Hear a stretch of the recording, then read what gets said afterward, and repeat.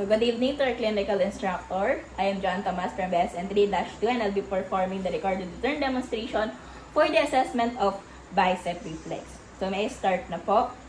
Okay po, thank you po. So, the first thing that we should be doing is for the assessment or for the purpose of this assessment. The purpose of this assessment is to examine the function of the spinal cord level C5 and C6. So, after we do that is that we have to proceed on the assessment. So, we have to inquire if the client have any history of pain and numbness as well as aggravating and alleviating factors. So, I'll just ask the client, so meron po ba kayong pain po na nararamdaman or numbness po dati? Nagbubuhat po ba kayo? Hindi po. Or nag-exercise, nag-gym? Okay po. And then, for the planning is that we will be preparing for the following materials and also we have to prepare the client. So, as you can see, the client is well-groomed.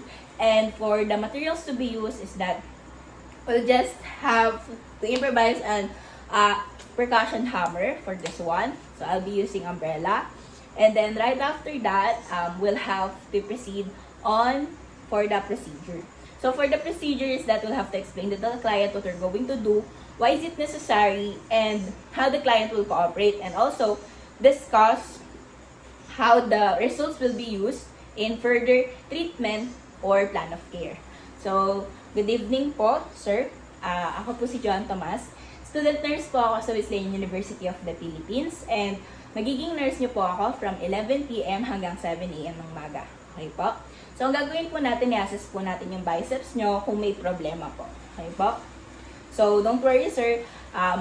All the information that will be conducted within this assessment will be fully confidential within me and the attending physician that I'll be referring to po. Okay po? Okay. So, after that, after we establish report to the client, we will be now washing our hands. So, I just washed earlier. So, assuming that I have finished washing my hands, that is to prevent the spread of microorganisms. And then also, after that, we have to provide the client's privacy. So, that is to elicit client's comfort. So, assuming that I'll be closing doors, I'll be closing curtain rods. Then, after I did that, so I'll be now proceeding on the procedure. So, we have to partially flex the arm of the client at the elbow. And then, like this. So, sir, pwede po bang gaganon ko po yung ito. Dapat dito po sa tayo nyo po or sa hita nyo po, magre-rest po yung dito nyo. Yan po. And then, we have the forearm should rest at the thigh and with the palm of the hand facing down. Ganyan po. And then, after that, we have to use or we have to put our non-dominant thumb on the biceps tendon of the client. Yes po. So, for demonstration purposes, I'll be doing this na lang po since the thigh area will not be seen. Okay, so I'll be using my non-dominant hand and put on the bicep tendon of the client. So, I'll be using this improvised or imagine or assuming this is a percussion hammer. So, I'll be delivering a blow that is light downward stroke or just light stroke on the biceps tendon. So, I'll be using this. A slight downward thrust. So, we have to observe.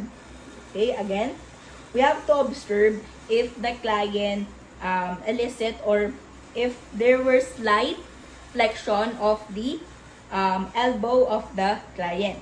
So, there is a slight flexion. And then, right after that, and also, after we observe that, we should feel again, that the bicep tendon is contracting on our thumb. Okay, so, ayun na po. So, after we did that, is that we have to secure the client's privacy and comfort as well as We have to document all the findings. And after that, we have for the evaluation, we always remember two things.